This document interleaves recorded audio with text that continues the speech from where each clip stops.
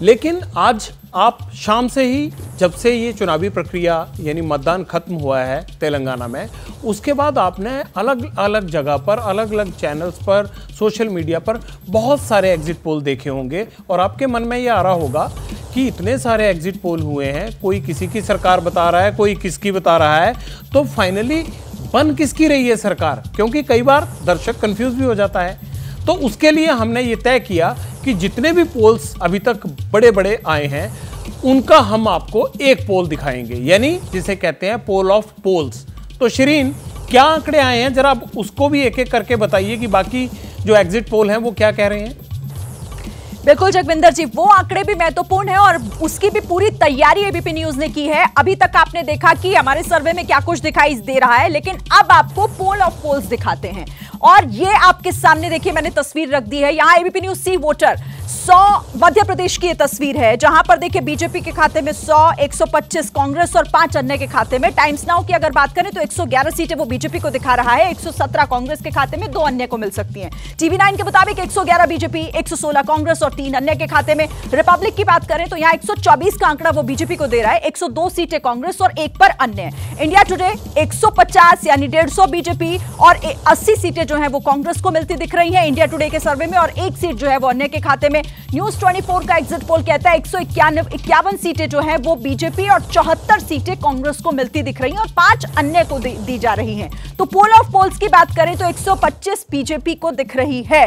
आप जल्दी से आपको कुछ और दिखा देते हैं, राजस्थान के आंकड़े क्या कहते हैं हर चैनल के हिसाब से। एबीपी न्यूज सी वोटर 104 बीजेपी, 81 कांग्रेस, 14 अन्य के खाते में जा सकती है। टाइम्स नाउ कह रहा है कि 64 बीजेपी को मिल सकती है, 118 कांग्रेस और 17 पर अन्य कब्जा कर सकते हैं। टीवी 9 102 बीजेपी, 92 सीटें कांग्रेस को और 7 जो है वो अन्य के खाते में जा सकती है। इसी तरीके से रिपब्लिक यहां पर 123 सीटें बीजेपी को दे रहा है, 70 सीटें कांग्रेस के खाते में उसके हिसाब से जा सकती हैं और 16 अन्य के खाते में।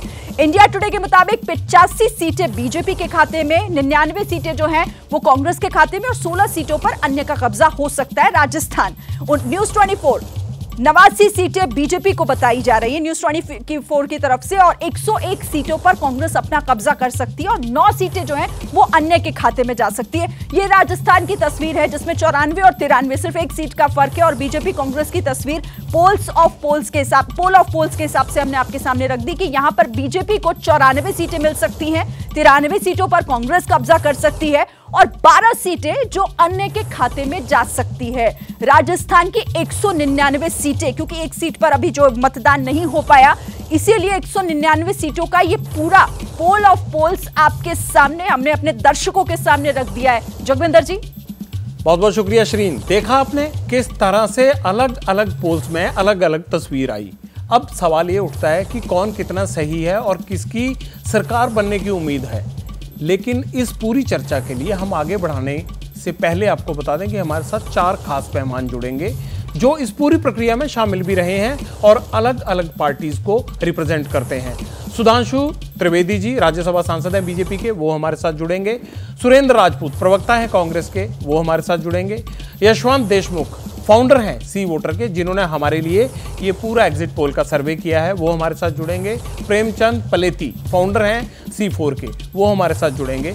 जैसे ही घड़ी का काटा दोपहर 2:30 पे आए, बबीता जी का दिल सास बहू साजिश के लिए मचल जाए।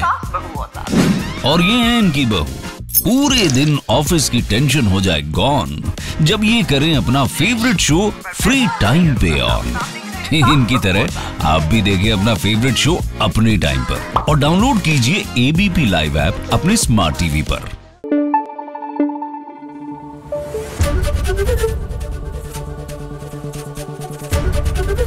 एबीपी न्यूज आपको रखे आगे।